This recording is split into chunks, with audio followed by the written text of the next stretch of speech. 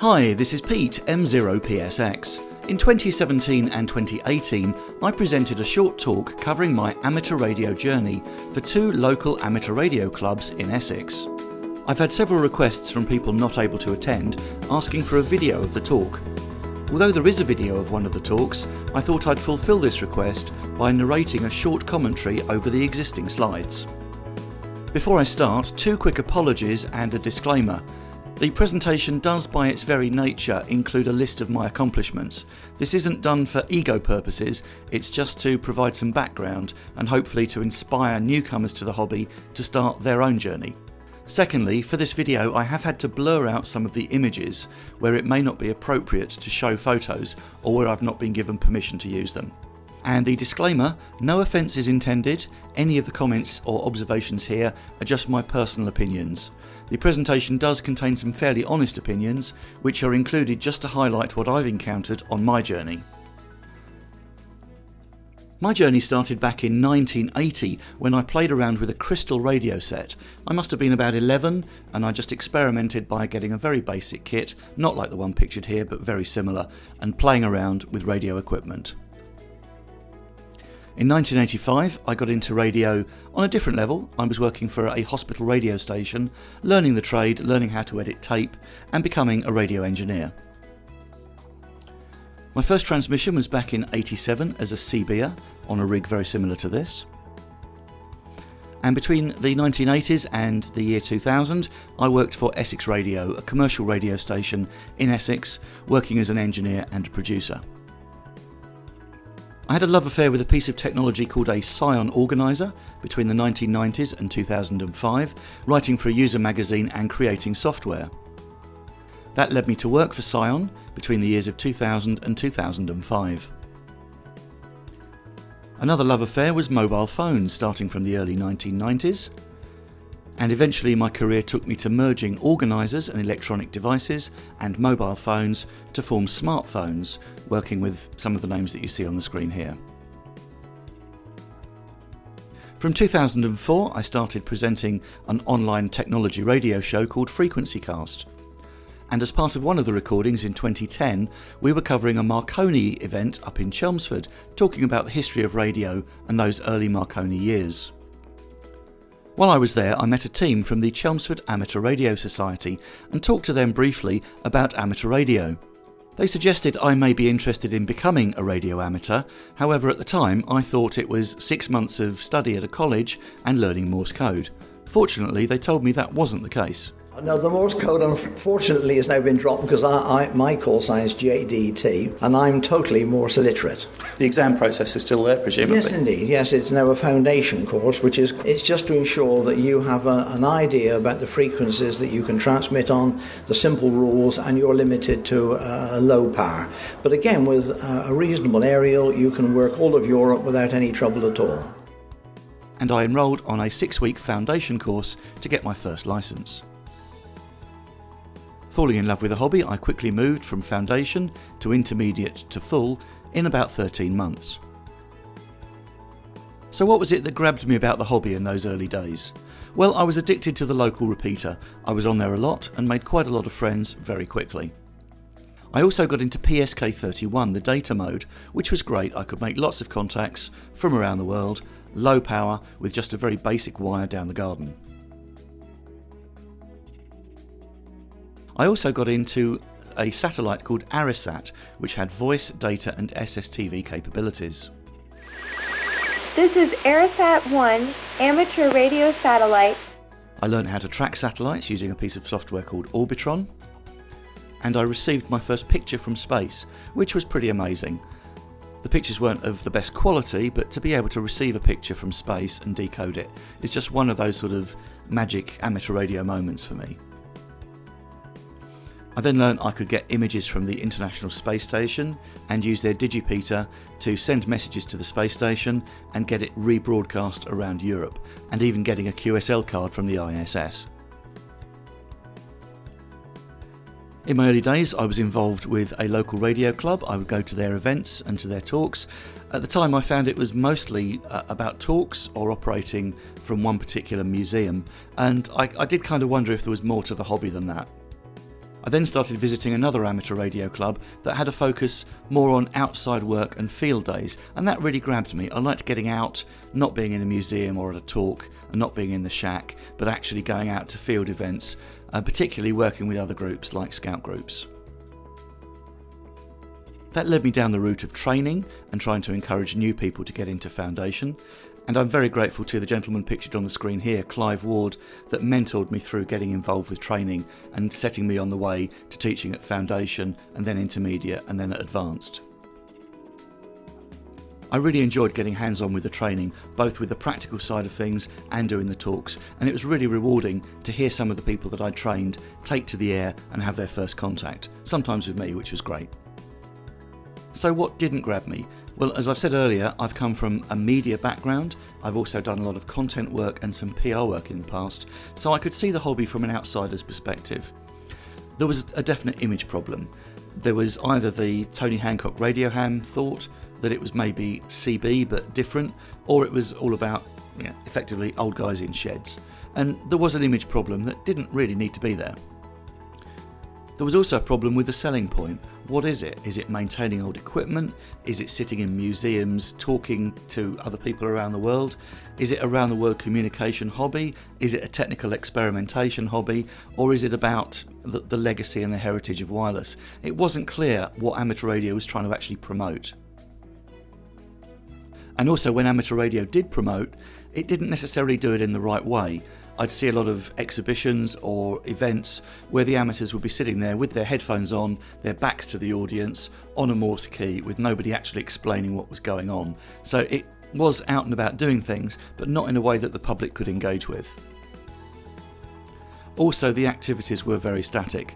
Unfortunately, I can't show this picture unpixelated, but in this picture you will see a club talk going where there are two people asleep, one person drinking a cup of tea, a couple of people at the back chatting to each other.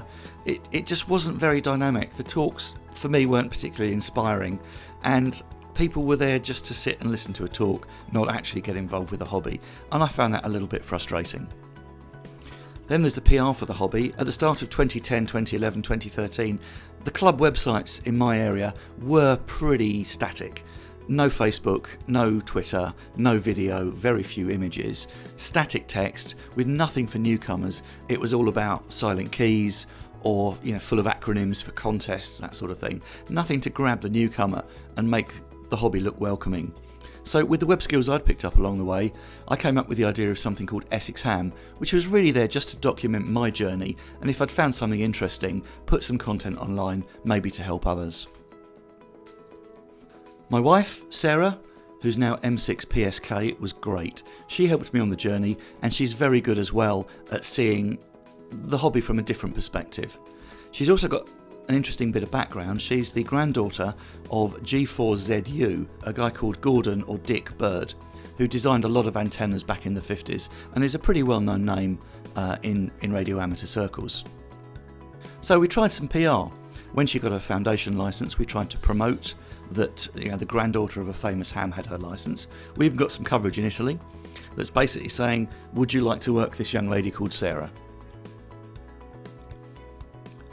And I came up with a few ideas around trying to encourage newcomers and M6s to get a bit more confident, to get some more experience under their belt and to improve their skills. So I started a newbie net. This launched in 2011, and the aim was for people that were on their training courses with a club in Essex, they could go on the radio after they'd got their call sign and talk to the people that they'd been learning with, as well as the tutors. It really took off, and it became the Monday Night Net, which is now, I think, the busiest net in Essex. Since it started, 265 nets, looking through the logs, 476 unique calls, and a lot of Foundation people joining, so it has been a really successful net. In 2012, I started getting involved with a lot of field days.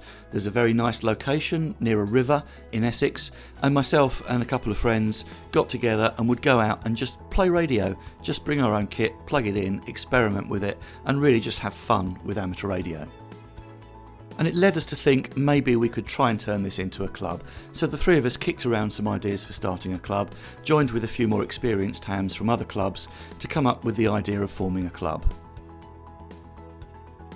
The concept at the time was trying to make more use of social media, Facebook, Twitter and video, running weekend training instead of weekday training, doing a lot of field days and having a website that was focused on promoting the hobby and getting newcomers into the hobby. Unfortunately, starting a club involved working with committees. Me and committees have a bit of history. Sometimes if you're in a room with people that are very passionate about their view of the direction of amateur radio, it doesn't necessarily gel with everybody else's, and it was very difficult for me to find a way of getting these ideas out there because everything would have to be run through a committee, debated, discussed. It can be a frustrating experience. I did a year with this particular club that I helped to found, and I just realised that it wasn't for me, and I had a different set of ideas for what I could do to try and help the hobby. So I came up with a concept called Foundation Plus, which is basically looking at new people to the hobby. They'd got their licence, they didn't really know what to do, and they needed help and they needed encouragement and to learn their skills through amateur radio. The club I pitched the idea to at the time weren't interested in pursuing it. Fortunately, a gentleman called Clive Ward, who I mentioned earlier, saw the benefits and decided to work with me and another club to see if we could roll that out. And we came up with something called the Skills Workshop, which started in 2014, and it has to be said was a pretty big hit, with at its peak around 80 or 90 people attending nights just to get hands-on, learn about things, try things, talk to other amateurs, and the aim was to involve clubs. So we involved a CW club, we involved the local Raynet team, we involved the repeater group, and people from different clubs were all helping out to pull this event together. And we had people from not only our county but also neighbouring counties all joining in, coming along and learning. It took me down a route of exploring what more Essex Ham could do, rather than just being a static page with my own personal thoughts and a list of some of the events that I'd been to. Could I do more? Could I maybe do some more promotion for the hobby? Could I potentially build it up to a virtual online club to help support the other clubs in the area? So we came up with the idea of trying to find some way of connecting with the other clubs, looking at what they do, compiling an events list of what all the different clubs were doing. So someone new to the hobby could find out which clubs were offering training, which clubs were doing field days, which clubs were doing talks, and the idea being to work with the clubs so that we could be a central hub, and also to provide a service for maybe a club that doesn't have access to social media or can't run a calendar or a forum. So we would work together as a group of clubs, centralised through one resource. Sadly, it didn't go that way for a number of reasons. I'm not going to go into it on this presentation, but there were certainly clubs out there that thought we were maybe looking to muscle in on other people's turf. We've had comments that maybe Essex Ham was trying to make money from our free courses, or that we were trying to do something to get promotion for the club or members personally. But the aim was always to be a free club. You could join, take part, whether you're a club or a member, and the aim was to support existing amateur radio activities and try and do more to promote the hobby. That involved us affiliating with the RSGB and coming up with a constitution. Some of those can be a bit awkward, and it does involve getting involved with committees, so we went for a very simple approach. We put together a constitution, we formed a very small committee, we kept it simple. The meetings and the AGMs were all done online using Skype or a web collaboration tool, just to keep these things simple. We launched in 2011 as a website, but we became a proper club in 2014, and we've now got over 1,000 members, including plenty around the UK and around the world. And we're very busy. We do field days, we do training, we do outreach, all sorts of stuff. It's just really grown, and I'm very, very grateful to all the people that have got behind it, understood the concept, helped us out with field days, thrown their heart into it as well. It is a team collaborative idea, and a lot of people have got very much behind the Essex Ham concept. So thank you to everyone that supported it over the years. Callsigns, a quick bit about my personal call signs. So I have 3, my foundation, intermediate and full. I also have a club call sign for Essex Ham, and the G4ZU call sign, which we've inherited from Sarah's granddad, which did involve quite a bit of paperwork, but it was worth it because we could then use it for a family event to link 4 generations of the bird family into amateur radio. The final call sign I have is an American call sign. This is something I just did for a little bit of fun. I went along to an RSGB convention in 2013, and you can actually take the American exam. It's very, very different from the UK structure. You basically go in, you can chat during the exam, there's no intense sort of structure to it. It's multiple choice, no practicals, and the answers to the questions are all up on websites and apps. So you don't even need to understand the material, it's just a case of memorising 400 answers. Very, very odd. Personally, I prefer the idea of practicals. I think it's great that now you actually have to touch a radio, you have to do some tuning, you have to set up a station. The Americans don't have to do that. RAE people didn't have to do that. I was doing the experiment to see how easy it was to get an American licence. There's my American licence and call sign. They're the bands you're allowed. Now in the UK, Foundation gives you 10 watts. At Foundation, 1.5 kilowatts in America for their technician licence. Wow. So where has the hobby taken me? Well, I've done all sorts of fun events, things like 2 Oscar 12 Lima, the Olympics with the Cray Valley group, that was great. Fascinating pile-ups. I've been one of a group working with the Essex Air Ambulance, doing some promotion for air ambulances on the air. Some DF hunting, that's my daughter there, going out and about doing direction finding in fields, that's good fun. Been out on some famous historical radio boats. Out on lightships and at lighthouses, taking part in some of those events. And we've even as a family worked sheds and greenhouses on the air. Well, why not? I've also been involved with Raynet, which has been great fun. I've done several events with the local Raynet group and I find that really good. It's really good training, really good discipline on using amateur radio and giving something back to the community. Especially helping the Red Cross out when their ambulance got stuck. I've also been involved with doing sweep duties for Raynet, where you walk along following runners or walkers to make sure they don't fall in a ditch, and it has introduced me to quite a lot of sheep on the way. A very quick gear change here. Tony Hancock, some of you watching may know, did a sketch talking about bread pudding and how he'd use amateur radio to get bread pudding from Kuala Lumpur. I had one of those moments myself. I won't tell you the full story here, but it did involve PSK 31, making contact with someone from the Czech Republic, and I do know a few words of Czech which can be quite helpful, and this little chap here called Kryček, which is the Mickey Mouse for the Czech Republic. Anyway, where were we? What am I up to now? I've been involved with training for some time, as a lot of you know, and I went to an RSGB driven event called Train the Trainers, which was great. It basically taught me that people learn in very different ways, and that the traditional idea of a club basically standing up there, reading from the slides and asking people if they have any questions, something that's called chalk and talk in the industry, is not the best way of doing it. People do need to learn in different ways. Sometimes it's video, sometimes it's talking, sometimes it's reading, sometimes it's practicals. And it made me rethink some of the ways that I've been training newcomers, and the idea of just standing up with a dated set of slides, reading them out, is not a very efficient way of doing it. So myself and a few others worked on some ideas of a different way of doing it. So we looked at a more modern set of slides to start with, which rather than static text would use video, animation and photos to make it a little bit more relevant, and you could actually see a piece of equipment or a video of that particular piece of equipment in use. And I actually designed the concept of some training courses for a couple of local clubs using these particular slides, just as a slightly different way of teaching. Yes, it still used chalk and talk and PowerPoint, but with a few new ideas thrown in. And some of the people I was working with came up with some great ideas as well, such as just a very simple glass of water with a straw, just to demonstrate light refraction in a glass. Very simple ideas, but it does help to get ideas across to people that you're trying to train. That took me down the journey of online training, where maybe it's not possible for people to get to a club, maybe after work, or not to tie up an entire weekend on training. So the idea being that you learn online, courses are free, they run once a month, and you learn online at your own pace. When you are ready, you've still obviously got to go and do your practicals and your exam with the help of a local club, but the work's done. It's easier for clubs because somebody's already had that basic training, and they need the club to help out with the training practicals and with the exam. It's been a mixed bag.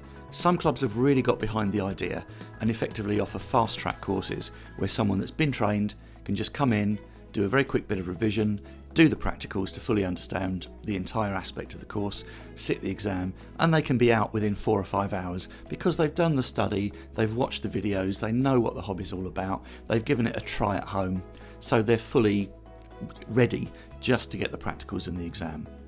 It has to be said, other clubs have been less open to the idea, others have been a little more reluctant to sort of encompass using that as a tool. And basically that's what it is. It is a tool like a book or like a website such as Ham Tests. The online course is just a tool for trainers to use to help people out. And I have to say the online training has been very successful. At the time of recording this presentation, 44 courses. We've had over 1,000 people enrol on the course. On average, we're talking 29-30 people per class, and classes each month run for free. And we've even had some recognition from the RSGB that what we're doing online and our slides are working and are proving useful for clubs. So what else is in the pipeline?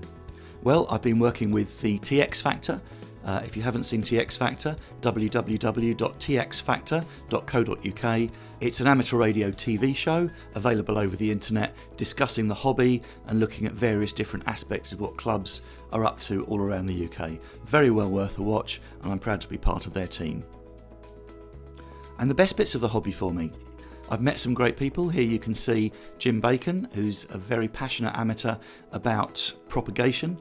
Here's Jason Bradbury from the Gadget Show, who's a 2E0, and I've also met an astronaut, Julie Payette, who was up on the ISS. I do invite those that have amateur radio stations to contact the space station, because we have equipment and people that can operate it. I've been to some great locations, all playing around with amateur radio. I've been involved with a chap that launched a high-altitude balloon called Essex Ham 1 that was launched and drifted nicely across the channel. And one of my more fun contacts came when I was operating with someone new who was trying to make his first contact. We put out a call and we actually got back a rather unusual contact. So we are, as I said, we're heading to Italy now, South Italy, Calabria. All the best to you. 73 from Delta Lima 8 Delta Juliet Mike, Aeronautical Mobile. So this particular contact was with a pilot flying from Edinburgh over Europe, where they are allowed to use Aeronautical Mobile to talk to us. Okay, Peter, what I can offer you, if you have any email address, I can send you after the landing some pictures from my view here, just if you want. That was the view from his window. That was a photo that one of his passengers took when he landed. That was his console.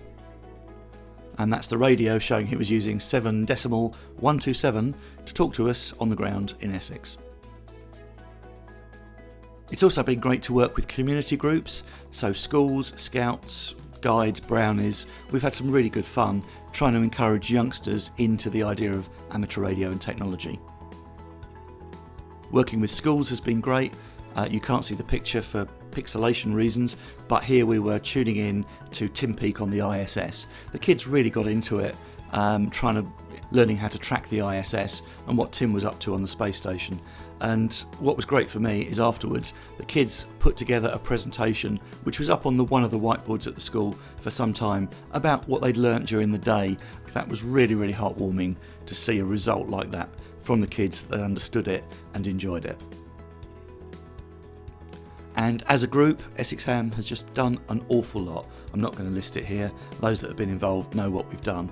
And it's a team job, so we've all been working as a team. Thank you to those that have got the idea of Essex Ham. And all I can say is I've really enjoyed my journey into amateur radio. Enjoy your journey. Thanks for listening. That's my short look at my journey into amateur radio. 73.